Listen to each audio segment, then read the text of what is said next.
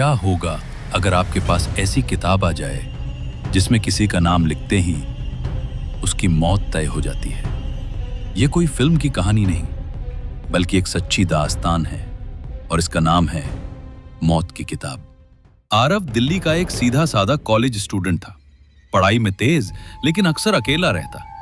उसे रहस्यमयी चीजों का बहुत शौक था, पुराने किस्से, भूत प्रेत की कहानियां, लेकिन उसे अंदाजा भी नहीं था कि उसकी जिंदगी बदलने वाली है। एक दिन लाइब्रेरी के एक बंद पड़े कमरे में उसे एक पुरानी काली किताब मिली। उस पर सिर्फ 3 शब्द लिखे थे, मौत की किताब। किताब पुरानी थी, लेकिन अजीब बात यह थी कि उस पर जरा सा भी धूल नहीं थी, जैसे कोई हर रात उसे साफ करता हो। आरव ने किताब खोली। पहले पन्ने पर लिखा था, जिस इंसान का नाम लिखोगे उसकी मौत निश्चित है। मौत का तरीका लिखोगे तो वैसा ही होगा, और अगर नहीं लिखोगे तो मौत दिल फटने से होगी। आखिरी लाइन सबसे खतरनाक थी। गलत इस्तेमाल करने वाले का नाम किताब खुद लिख देती है। आरव ने सोचा ये मजाक है, लेकिन अगले दिन क्लास में करण नाम का लड़का उससे झगड़ा करता है। गुस्से में आरव ने किताब में लिखा, करण कार एक्सीडेंट। उसने हंसते हुए किताब बंद कर दी, लेकिन अगले दिन अखबार में खबर आई, करण की मौत सड़क हादसे में हो गई। आरव के पैरों तले जमीन खिसक गई। पहले तो उसने सोचा इत्तेफाक है, लेकिन जब उसने दूसरा नाम लिखा और वही इंसान दिल का दौरा पड़ने से मर गया, तो अब उसे यकीन हो गया, यह कोई साधारण किताब नहीं थी, ये मौत का हथियार थी। आरव के अंदर एक खतरनाक लालच जग गया। उसने सोचा, क्यों ना इस किताब का इस्तेमाल बुरे लोगों पर करूं। रात को वो अपराधियों, बलात्कारियों और भ्रष्ट नेताओं के नाम लिखने लगा। सुबह अखबार में मौत की खबरें आती। आरव को लगने लगा कि अब वो भगवान बन गया है। लेकिन किताब हर बार इस्तेमाल करने पर बदलने लगी। उसके पन्ने धीरे धीरे काले होते जा रहे थे, जैसे वो आरव की रूह सोख रही हो। कभी कभी किताब अपने आप खुल जाती और उसमें अजीब अजीब नाम लिखे मिलते। अब आरव के कमरे में अजीब घटनाएं होने लगी। रात को उसे कानों में आवाज सुनाई देती, और नाम लिखो।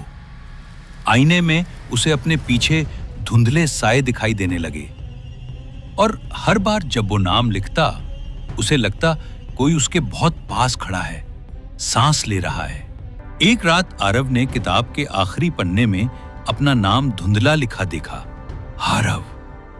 उसका खून जम गया। मतलब किताब पहले ही उसका नाम लिख चुकी थी। यानी ये किताब सिर्फ इंसानों को नहीं मारती, बल्कि अपने मालिक को भी निगल लेती है। आरव ने किताब से छुटकारा पाने की कोशिश की। उसने उसे जलाना चाहा, लेकिन आग अपने आप बुझ गई। उसने नदी में फेंका, लेकिन अगली सुबह किताब उसके बैग में थी। हर बार किताब वापस उसके पास लौट आती थी। धीरे धीरे आरव बीमार पड़ने लगा। उसके हाथ कांपते, आंखें लाल रहने लगी।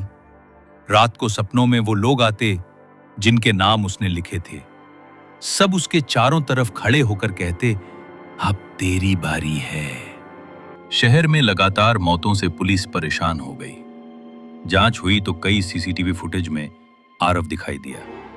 हर बार जब किसी की मौत हुई, वो उसके पहले वहीं आसपास मौजूद था।